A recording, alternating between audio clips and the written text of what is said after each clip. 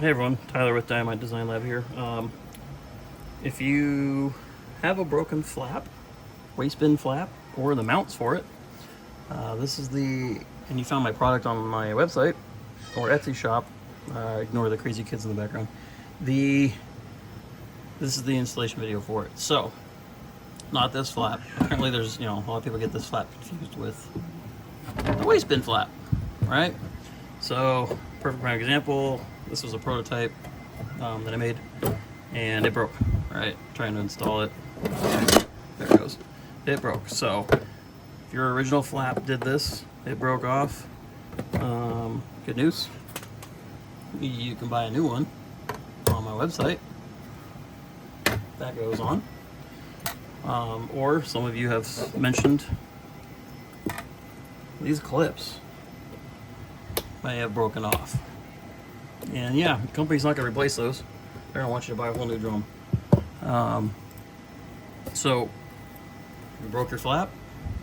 Here's a flap for you. Broke your clips. Here are the clips. And if you lost the screws too, I got screws for you too. So you can order the screws with the clips by themselves, flap by itself, or all three, right? Or I guess flap, I can't remember, I think I can get flap and clips. Anyways, this is how you install them. So what you're gonna need, I'll put all the screws down because they are tiny. Mine's automatic, but you're gonna need a really fine, camera's not gonna focus, but really fine Phillips head screwdriver. And there's gonna be two components to this. Okay, so if your clip is broken off here or whatever, there's a metal plate that is underneath this that holds these screws in place here. Okay, so I didn't know that when I took this apart the first time, and had to unbury the metal plate, which falls in between this crack here and the crack right here. So that makes a lot of fun trying to get that out. Had to use tweezers, honestly, because it's small. I'll show it to you here in a second, but what I like to do is, if you push against this flap, push down so it's like you're over opening the flap. I'm just going to take my screwdriver here. Alright, got one screw, got two screws. So I'm pushing out on this flap while undoing the screws. So now I can lift this piece out. The screws may come fully out of the plastic clip mount or bracket. They may stay in there, whichever's fine. Don't lose them if you have the screws and you didn't order a set of spare screws, because they're small. They are very tiny and hard to find. Took me a while to find it, the right size. Several multi-packs on Amazon. So I'm going to show you this piece though, if I can get it out without dropping it. And I'm not sure if I'll be able to. Let me get my tweezers. My blade here. Let's see what I can do. Start with my tweezers. Maybe it'll be quicker. So there is a metal. It's called a nut plate. Really is what it's called. We use these all the time in aircraft and other locations for machinery. It makes it really handy because, unlike a traditional nut and bolt installation where you can't, in the event where you can't get nuts into a location very well, in this case underneath in between two pieces of plastic, you can use a nut plate which already has threaded parts in the middle of it, or on the or threaded holes. Ooh, there it went.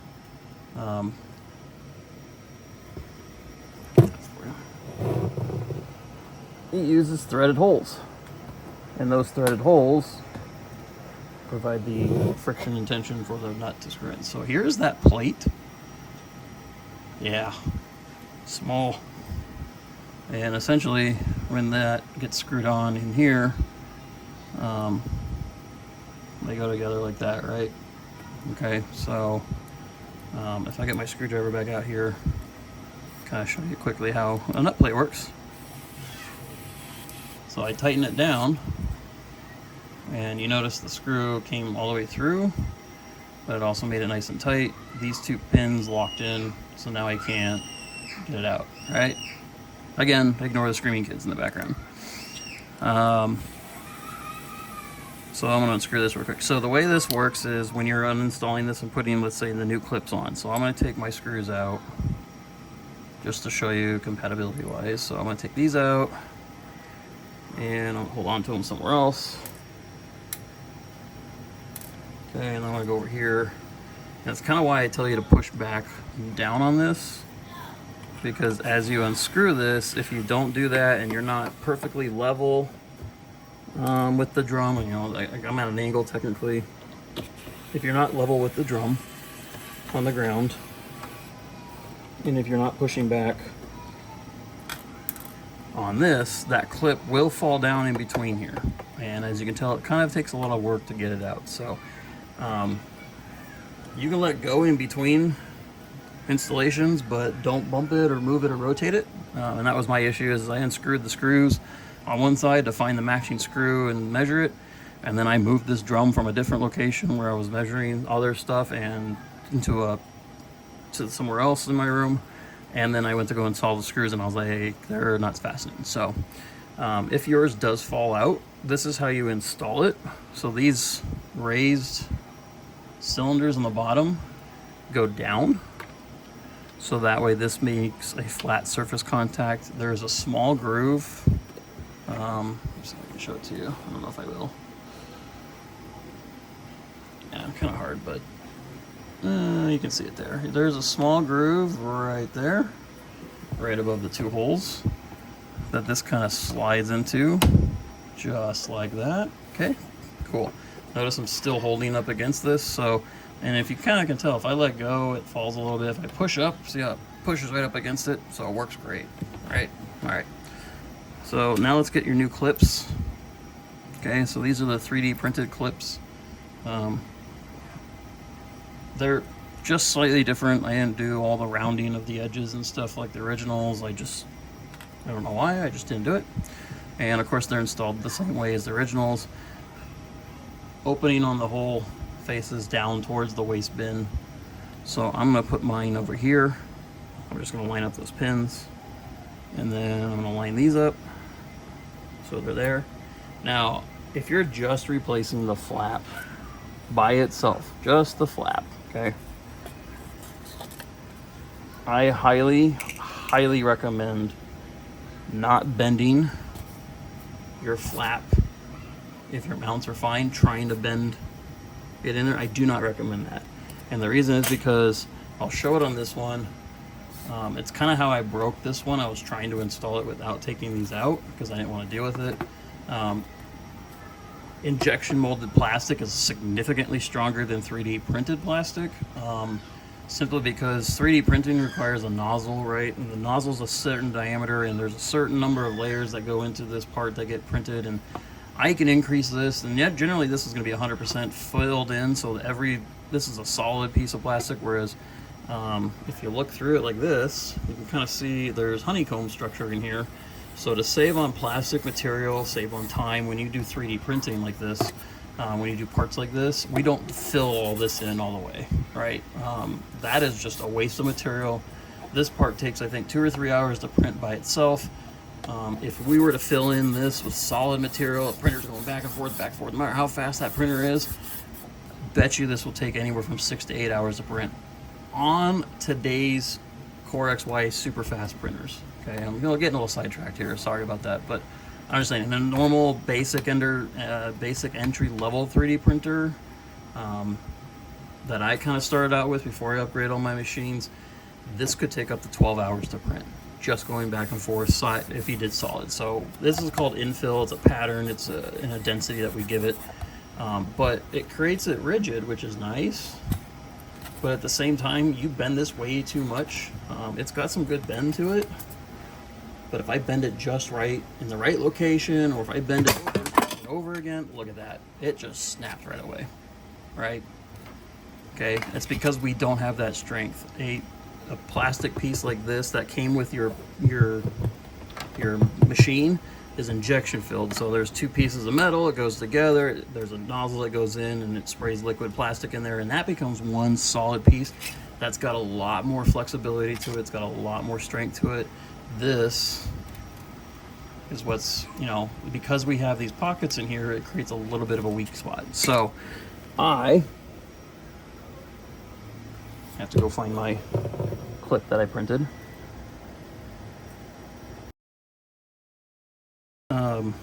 My recommendation is if you've got a new flap, but you still have the existing mounts and screws in here, take your screwdriver, take off one side, okay, so you have this out.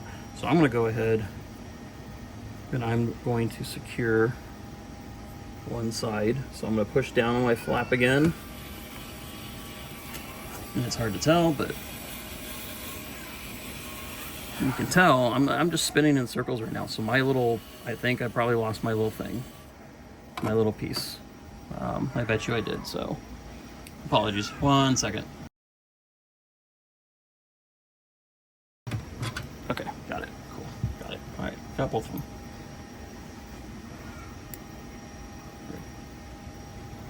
Sorry about that.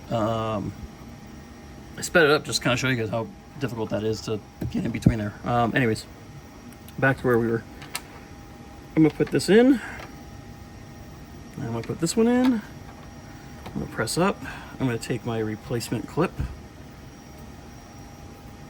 All right, I'm gonna line it up.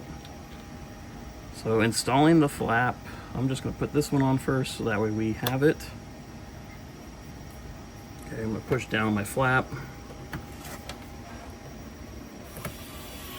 All right, see how it got tight? So that means I got into that nut plate, and it's because I was helping push that up, that flap up or down or whatever you want to call it. Boom. Okay, so now that one's on. So if you're replacing just the flap, I highly recommend unscrewing one side, taking that piece off. Okay, so we got our mount off. Maybe took it off, and I would slide the new flap on. I would take your new mount and then slide it into the peg into the hole there, and then again put the mount on. And then at that point I can take my new screws or old screws, whichever you have.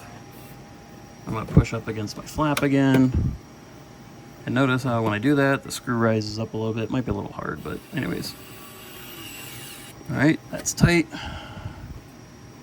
I'm pushing up against, and you don't have to. Once you get one tight, it should be good to go. You don't have to push up against it. I just like to do it. And done. And we are tight. Flap looks good. And there we are, right? Pretty cool, huh?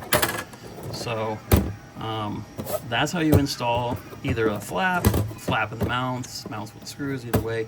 If you're doing both mounts because they're broken, you just do the same process like I just showed. If you were just doing the flap by itself, it's the same thing. If it helps you a lot, you can always take off one mount side, right? Replace your flap if need be, put the new mount on, and then go on the other side, take that mount off, put the flap, and then put the new mount back on. And that way you don't have to worry about 2 pieces getting lost, 4 screws getting lost. Either way, it doesn't matter. So yeah, so there's that. And then yeah, that's all I have for this video. And there you have your new flap and your new mounts for your Meowant SC-01 litter box. So until next time, guys, appreciate the journey. Appreciate talking with you again and sharing the knowledge of how to install stuff. And let me know if you have any questions or issues, and feedback, suggestions. Definitely approve the suggestions for new parts. All these boxes are coming out. I'm trying to keep up, I swear. They're flying. So hoping Fairy Tale's coming up next. I have a Nia Casa M1 right over there, literally right over there on my desk, that I'm trying to get the litter guard going for that. So we'll see you guys later.